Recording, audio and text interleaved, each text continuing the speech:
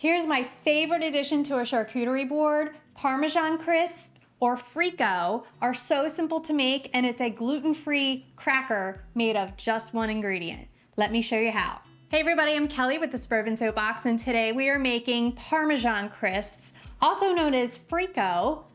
I think that's how you pronounce it. And they are made with just Parmesan cheese. Now you can make them with cheddar, you can make them with pretty much any gradable cheese, but I love them made with Parmesan, and they're actually a really great addition to a cheese board as a cracker. So you can top it with your salami or whatever, add a little honey. They are so, so good. So all you need is some grated Parmesan cheese and then any type of topping that you want to add. You can make them just with the cheese and not add any flavorings, but we like to add some everything bagel seasoning, red pepper flakes, smoked paprika, or gochugaru, which is a Korean chili flake or chili powder. I know I butchered that name. So to start your Parmesan crisps, we're just going to add little spoonfuls of cheese to a baking sheet covered with silicone, like a silicone baking mat or parchment paper. You just want to make sure you have something on there so the cheese doesn't stick to your pan. Okay, so we're just going to take about a tablespoon of cheese and drop it right on your pan.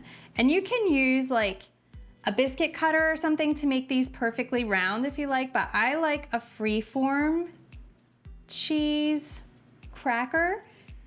Kind of makes it look a little more homemade. And they will spread, so you want to make sure you have them spread out a little bit so when they melt down they don't become one big cracker. And I'm going to move that over a little bit. So this baking mat is actually for macarons, and that's why they're the little circles. Our cheese, if you want to make them smaller, you can definitely use the circles as a guide, but I want my crackers to be a little larger, so I'm not following that rule at all. You just want to make sure that you don't have any little holes. You kind of want it to be like one solid cracker. So that should be good, and then I'm going to add some everything spice. Everything bagel seasoning to a few of these. This is a great party appetizer because it's so simple and people are always wowed that they're homemade. And again, you can leave these plain. These are fabulous with a Caesar salad. Instead of doing like croutons, you can add some of these to your Caesar salad. There we go. We're just gonna pop these in the oven for about 5 minutes until they're golden brown and crisp.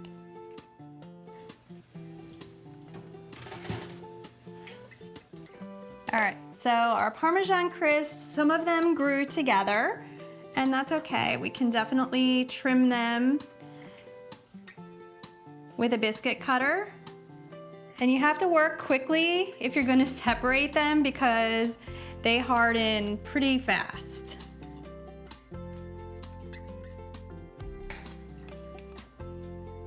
And this is why you can't put them too close together.